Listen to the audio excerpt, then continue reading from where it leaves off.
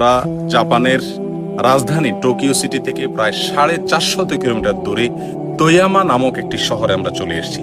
অসাধারণ সুন্দর একটি শহর, আল্লাহ সুবহানাহু ওয়া তাআলার অপরূপ সৃষ্টি এবং আল্লাহ সুবহানাহু ওয়া তাআলা মানুষকে যে মেধা দিয়েছেন সেই মেধা দিয়ে তারা সুন্দর করে এই দেশটিকে সাজিয়েছে, বরং গোটা বিশ্বকে তারা সাজানোর জন্য আপ্রাণ চেষ্টা করে যাচ্ছে।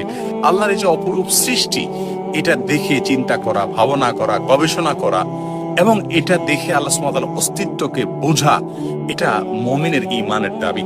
আল্লাহ সুবহানাহু ওয়া তাআলা কোরআনে কারীমের ভিতরে উলুল আলবাব বা জ্ঞানী লোকদের কথা বলতে গিয়ে বলেছেন, আল্লাযীনা ইয়াযকুরুনাল্লাহা কিয়ামান ওয়া কুউদা ওয়া আলা জুনুবিহিম, যারা দাঁড়িয়ে বসে শুয়ে সর্বাবস্থা আল্লাহর কথা স্মরণ করে, ওয়া ইয়াতাফাক্কারুনা ফি খালকিস সামাওয়াতি ওয়াল আরদ, আল্লাহর সৃষ্টি নিয়ে যারা চিন্তা করে, গবেষণা করে, কল্পনা করে এবং সেখান থেকে আল্লাহর অস্তিত্বকে আবিষ্কার করে এবং বলে সুবহানাক, আল্লাহ আপনি পবিত্র, মা খালাকতা হাযা বাতিলা, আপনি এগুলোর কোনটি অনর্থক সৃষ্টি করেননি, ফাকিনা আযাবান নার, তুমি আমাদেরকে জাহান্নামের আগুন থেকে রক্ষা করুন। প্রিয় দর্শক, আল্লাহর সৃষ্টি থেকে আমরা শিক্ষা নেই, চিন্তা করি, গবেষণা করি, ভাবনা করা, চিন্তা করা এবং কল্পনা করা, সেখান থেকে শিক্ষা গ্রহণ করা, আল্লাহর সৃষ্টি দেখে চিন্তা করা, ভাবা, এই ইবাদতটি, এটা থেকে আমরা আজ অনেক দূরে সরে গেছি।